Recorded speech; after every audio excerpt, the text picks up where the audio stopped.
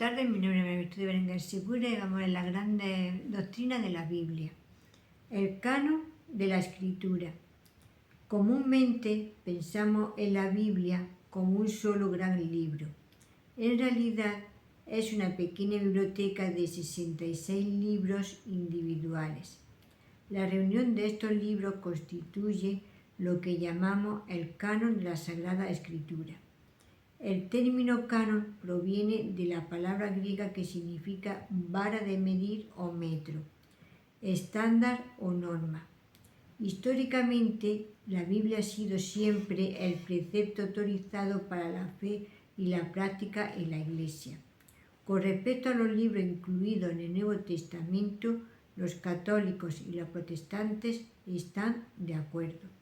Sin embargo, los dos grupos están en franco desacuerdo con lo que respecta a los libros que deberían ser incluidos en el Antiguo Testamento.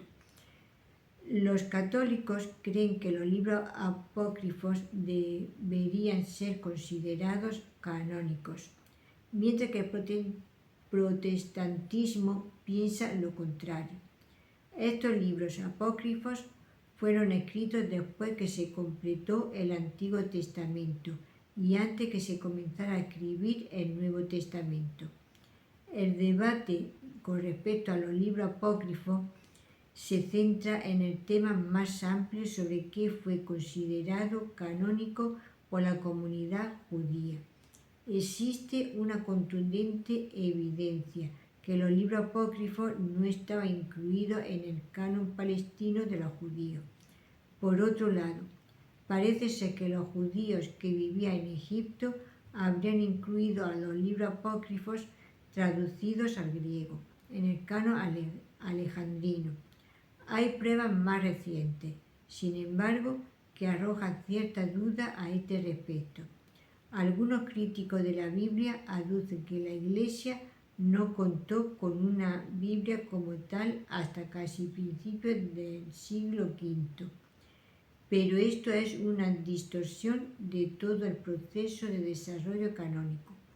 La Iglesia se reunió en concilios en varias ocasiones durante los primeros siglos para decidir sobre cuáles libros pertenecían propiamente al canon. El primer canon formal del Nuevo Testamento fue creado por el hereje Marcio, quien produjo su propia versión expurgada de la Biblia. Para combatir a este hereje, la Iglesia se vio obligada a declarar cuál era el contenido exacto del Nuevo Testamento. Aunque la gran mayoría de los libros que hoy en día están incluidos en el Nuevo Testamento en su día claramente funcionaron con autoridad canónica desde que fueron escritos. Hubo algunos pocos libros cuya inclusión en el canon del Nuevo Testamento fue motivo de discusión. Estos fueron Hebreos, Santiago, la segunda epístola de Pedro, la segunda y tercera epístola de Juan, Judas y Apocalipsis. Existieron además varios libros que rivalizaron para obtener esta posición canónica, pero que no fueron incluidos.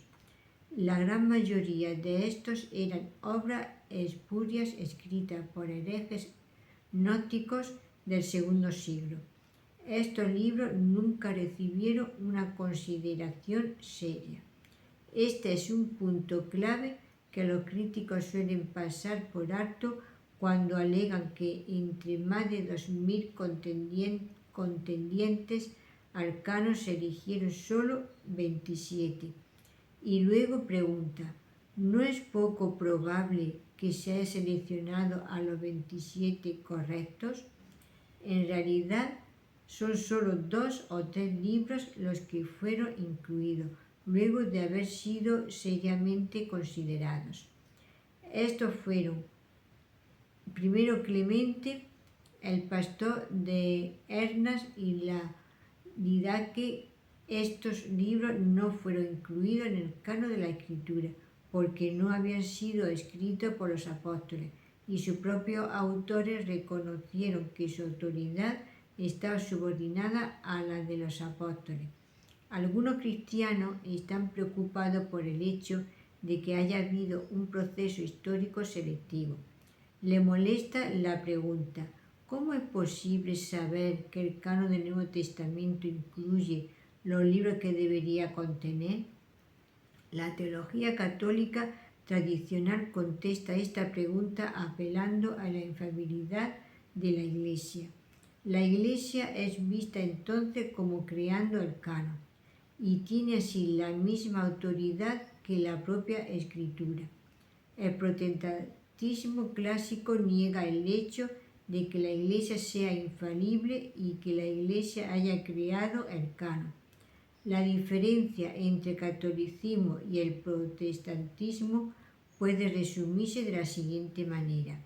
El punto de vista católico, el canon es una colección infalible de libros infalibles. El punto de vista protestante clásico, el canon es una colección falible de libros infalibles. El punto de vista crítico libertad, el canon es una colección falible de libros falibles. Si bien los protestantes creen que Dios en su providencia ejerció su cuidado especial para asegurar que solo los libros apropiados fueron incluidos, no convirtió a la Iglesia en sí misma